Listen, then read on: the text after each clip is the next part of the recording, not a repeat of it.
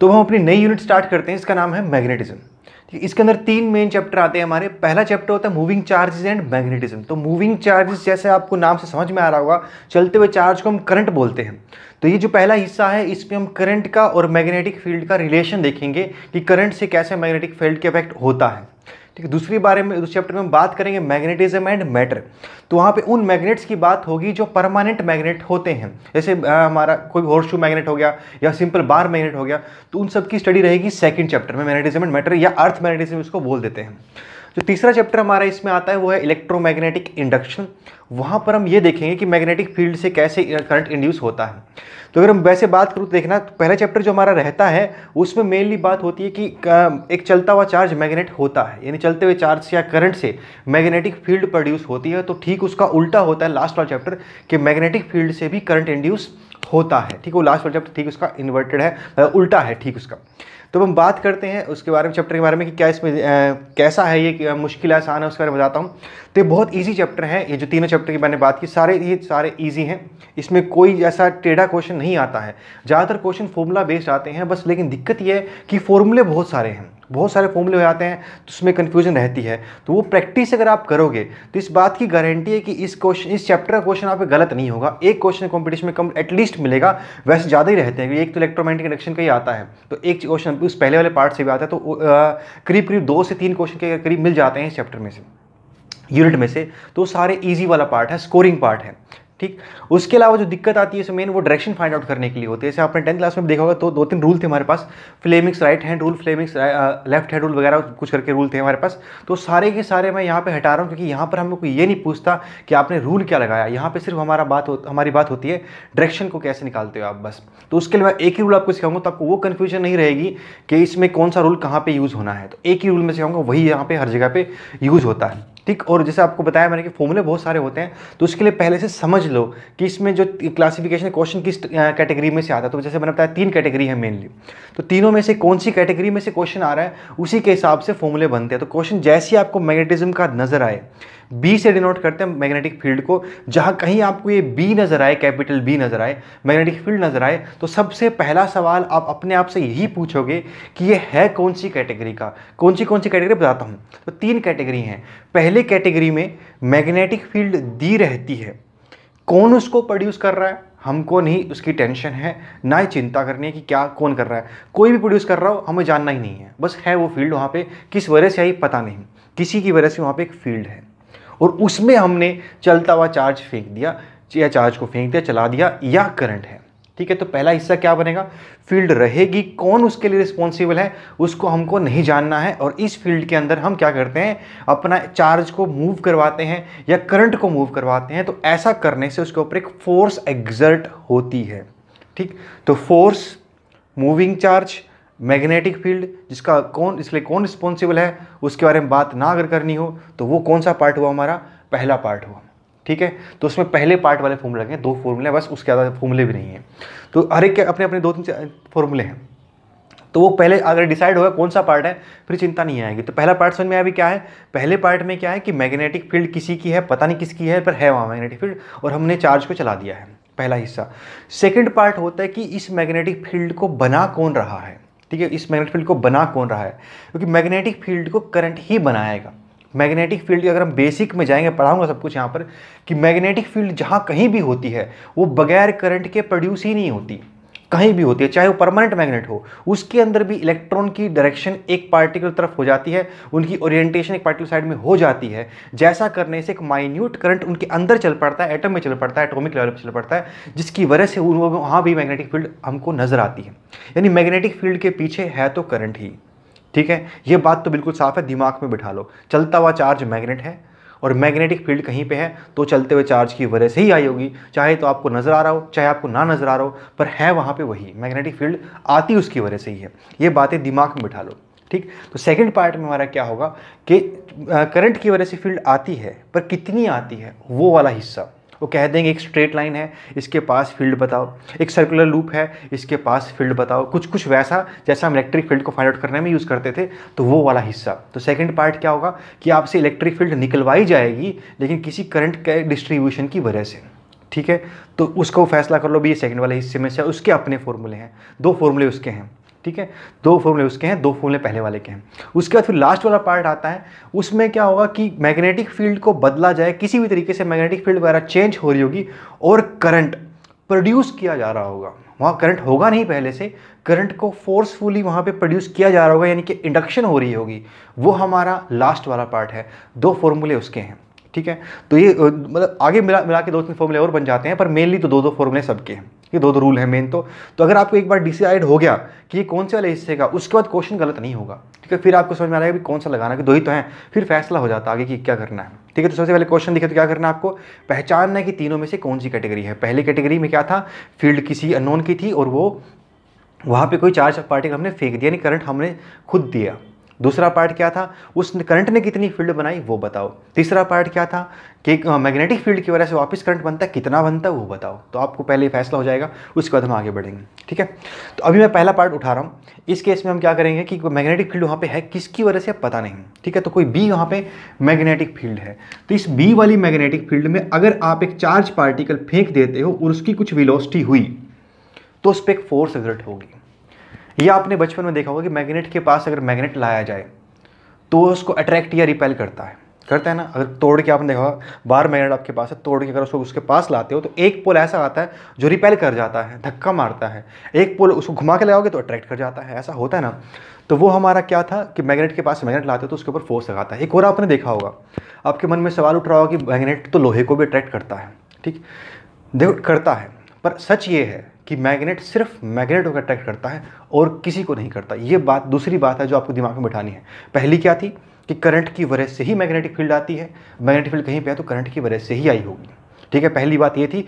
दूसरी बात क्या है कि जो मैग्नेट है वो फोर्स सिर्फ मैग्नेट पे लगाता है और किसी पर नहीं लगाता है। तो मैग्नेट फोर्स सिर्फ मैग्नेट पे लगाता है और किसी चीज़ पे फोर्स वो नहीं लगाता। तो अब आपके मन में सवाल होगा कि मैग्नेट को तो हमने लोहे को साथ चिपकते हुए देखा है, बचपन से देखा है। बिल्कुल सही देखा है आपने, वो ऐसा करता है, लेकिन ऐसा करने से पहले मैग्नेट लोहे को मैग्नेट बनाता है। ठीक है, पहले लोहा आयरन मैग्नेट बनता है, फिर मैग्नेट की तरफ अट्रैक्ट होता है। तो वो लोहे को नहीं करता, लोहे को पहले मैग्नेट में कन्वर्ट करके फिर उसको अट्रैक्ट करता है। लेकिन लोहे की एक प्रॉपर्टी होती है आयरन की कि जैसे ही मैग्नेट उससे दूर जाएगा वो वापस डीमैग्नेटाइज हो जाता है, फिर नजर नहीं आएगा कि मैग्नेट है वो। ठीक, वो तभी तक मैग्नेट रहता है जब उसके पास दूसरा कोई मैग्नेट होता है। ठीक, तो मैग्नेट के ऊपर ही फोर्स लगाता है और किसी के ऊपर फोर्स नहीं लगाता। ये 2 बेसिक कॉन्सेप्ट है जिनको दिमाग में बिठा लेना, उसके बाद आपको हर चीज़ समझ में आएगी। तो यहाँ पे हम बात कर रहे हैं कि एक फोर्स लगती है अगर चलते हुए चार्ज को, मूविंग चार्ज को फेंक दिया।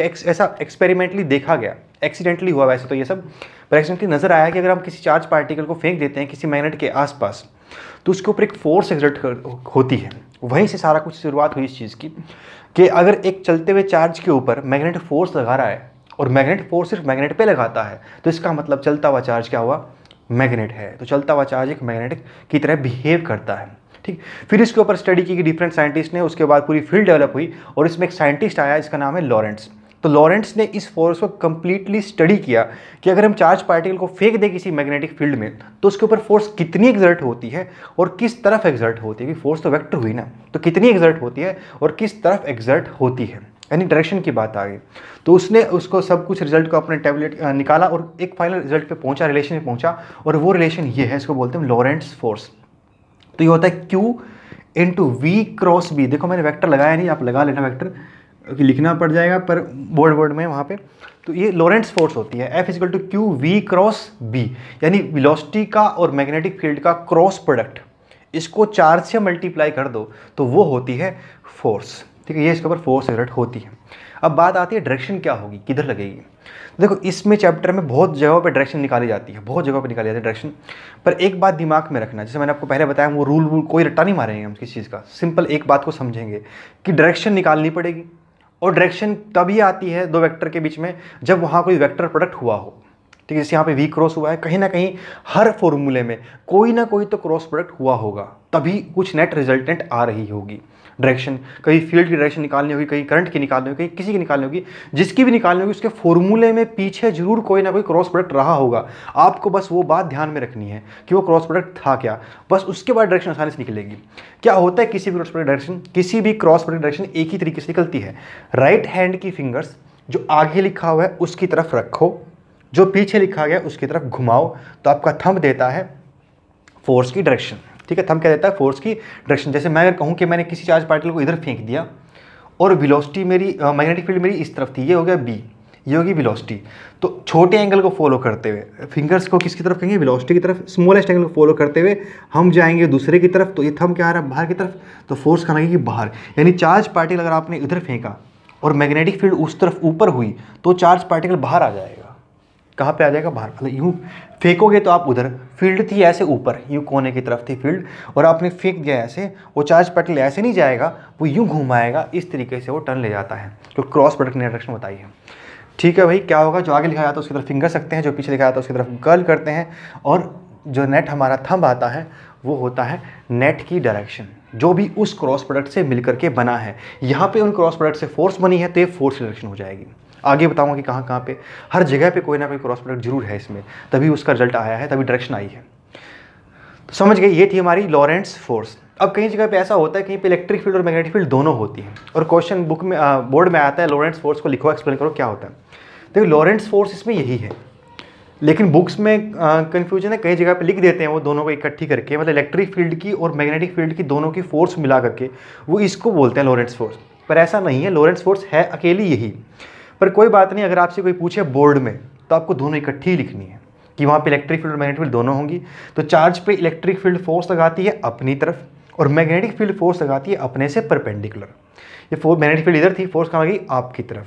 तो इलेक्ट्रिक फील्ड फोर्स कहाँ लगाती है? अपनी तरफ लगाती है, और मैग्नेटिक फोर्स कहाँ लगाती है? मैग्नेटिक फील्ड अपने से परपेंडिकुलर लगाती है। दोनों का वेक्टर सम बनेगा टोटल फोर्स, इसको लिख देते हैं हम। वैसे तो ये एफ नेट है, लेकिन बोर्ड में अगर आपसे कोई लॉरेंट्स पूछे तो दोनों लिख करके आना, क्यों बेकार में कोई एक आध नंबर काट ले। कई बार ज़्यादा ज्ञान तंग कर जाता है, तो आपको ज़्यादा ज्ञान नहीं दिखाना है, आपको जो चाहते हैं वो दिख करके आना है। ठीक है, तो ये बनेगी हमारी लॉरेंट्स फोर्स।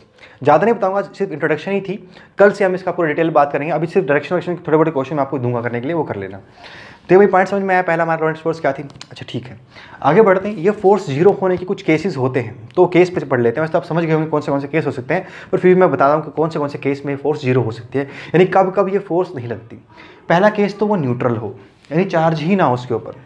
तो चल कोई चीज़ न्यूट्रल है, जैसे न्यूट्रॉन हो गया हमारे पास, उसको हमने फेंक दिया, कितना भी तेज फेंक लो वो कभी मैग्नेट नहीं बन सकता। अगर उसके ऊपर कोई नेट चार्ज नहीं है तो मैग्नेट नहीं बनेगा, वो चीज़ क्या रहेगी? न्यूट्रल रहेगी। तो उसको फेंक दिया अगर आपने, तो ओवरऑल वो चीज़ मैग्नेटिक की तरह बिहेव नहीं करेगी, या इसलिए उसके ऊपर फोर्स भी नहीं लगेगी। अगर वो मैग्नेट नहीं बना तो फोर्स किस लगेगी? तो उसके ऊपर फोर्स भी नहीं लगती। हाँ, जैसे कुछ केस मैंने बताया, एक्सेप्शन आपको बताया, जो परमानेंट मैग्नेट हमारे होते हैं, इसके अंदर ही net force zero, charge zero होते हुए भी कुछ ऐसी कॉम्बिनेशन बन जाती है कि वहाँ बनता है फिर भी। लेकिन हम जिसकी बात करें पहले पार्ट की, वहाँ नेट चार्ज अगर जीरो है तो नेट लॉरेंट्स फोर्स भी क्या आएगी? जीरो। उन्हीं लागू होगी, इस पर जीरो बनेगी। ठीक है, तो ये बना हमारा पहला हिस्सा कि पहला केस कि कोई चीज़ न्यूट्रल अगर हो तो कितना भी तेज फेंको उस पर फोर्स नहीं लगेगी। दूसरा केस है, अगर आपने चार्ज पार्टिकल को फील्ड की तरफ ही फेंक दिया फिर भी कोई फोर्स लगेगी। कुछ केस बनता होगा उनका ऐसा, मतलब बताऊंगा बाद में, बात करेंगे उसके बारे में ऐसा। लेकिन फिलहाल समझो, अगर फील्ड उधर है, आपने उधर ही चार्ज पार्टिकल फेंक दिया या उसके अगेंस्ट फेंक दिया, 0 डिग्री एंगल या 180 डिग्री एंगल, दोनों में से किसी भी फेंका तो फोर्स जीरो है। क्योंकि अगर आप इस चीज़ को खोलोगे तो ये फॉर्मूला क्या बनेगा? QVB साइन थीटा बनेगा ना, क्योंकि क्रॉस प्रोडक्ट का मतलब क्या होता है? साइन थीटा होता है। तो जीरो हो गया साइन थीटा, यानी कि थीटा जीरो पे और 180 डिग्री पे। तो उन दोनों केस में क्या बन जाएगा? नेट फोर्स जीरो, यानी उसके अलॉन्ग फेंका जाए, उसके अगेंस्ट फेंका जाए तो भी फोर्स क्या आती है? जीरो। तीसरा केस है कि आपने चार्ज पार्टिकल रेस्ट पे रख दिया, कितना भी भारी चार्ज हो आपने रख दिया उसको, तो फिर मैग्नेटिक फील्ड फोर्स लगाएगी उसके ऊपर। इलेक्ट्रिक फील्ड लगा सकती है, लेकिन मैग्नेटिक फील्ड फोर्स तभी लगाएगी अगर वो चल पड़े, तो उससे पहले मैग्नेटिक फील्ड फोर्स नहीं लगाएगी। तो वो फोर्स जीरो रहेगी कब तक? जब तो वो रेस्ट पे रहेगा। ठीक है, तो अभी मैंने इतना ही किया, इसी इंट्रोडक्शन थोड़ा था, तो आप इसको देख लेना, समझना क्या है। जिसके छोटे मोटे डाउट अभी मुझे उम्मीद थी, कल मैंने रेस्ट डे इसलिए रखा था ताकि इसका जो भी रहता वो कंप्लीट कर लेना। तो अगर आपने कर लिया तो बहुत बड़े, नहीं किया तो कर लेना। ठीक है, तो ये था आज का हमारा इंट्रोडक्शन कि मैग्नेटिज्म होता क्या है और लॉरेंट्स फोर्स होती क्या है। अब इसकी थोड़ी एप्लीकेशन देखेंगे हम कल को, और फिर हम उम्मीद है कि दो तीन दिन बचे हुए हैं उसमें पहला पार्ट तो खत्म हो जाएगा।